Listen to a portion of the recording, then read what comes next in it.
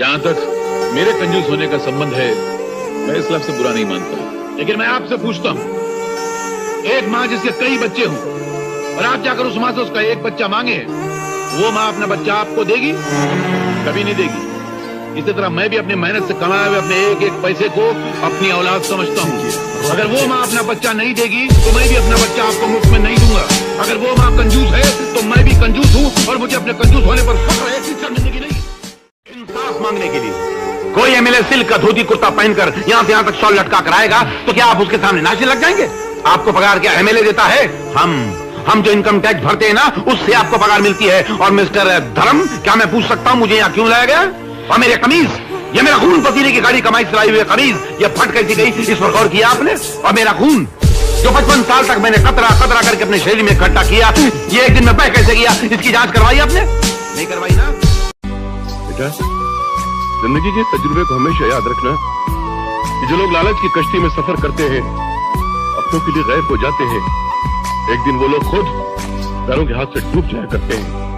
और अब हम लोग ऐसे लालची लोगों को, हमारा घर बर्बाद करने वालों को शराफत की जबान से नहीं, जूतों की जबान से सबक सिखाएंगे। बेटा, जूतों की जबान से सबक सिखाएंगे।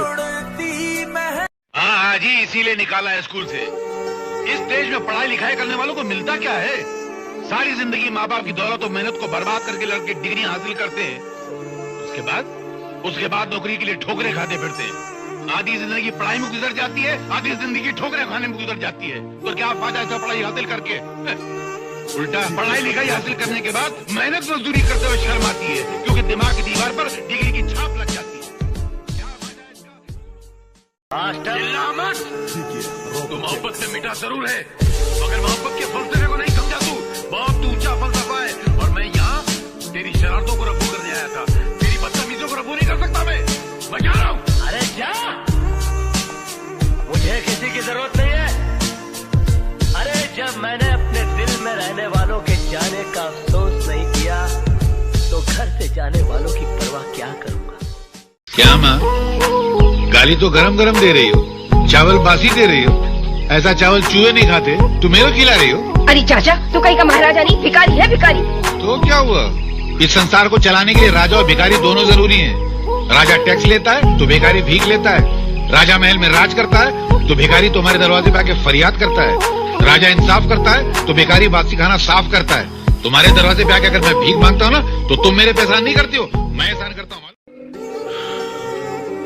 जाता हूँ सर, जाता हूँ। मगर आज स्कूल में पढ़ी हुई उस लकड़हारे की कहानी याद आ गई सर, जो अक्सर लोगों को बेवकूफ बनाने के लिए चिल्लाया करता था, शेर आया शेर आया। और सारा गांव उसकी मदद को दौड़ पड़ता था, और वह कोई शेर नहीं होता था। एक दिन सचमुच का शेर आया।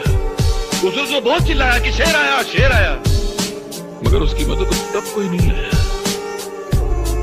वही हाल मेरा भी है आज सर। कल तक मैं झूठ बोलता था तो सारा जमाना विश्वास करता था, और आज मैं सच बोल रहा हूं तो एक भी इंसान विश्वास नहीं कर रहा है।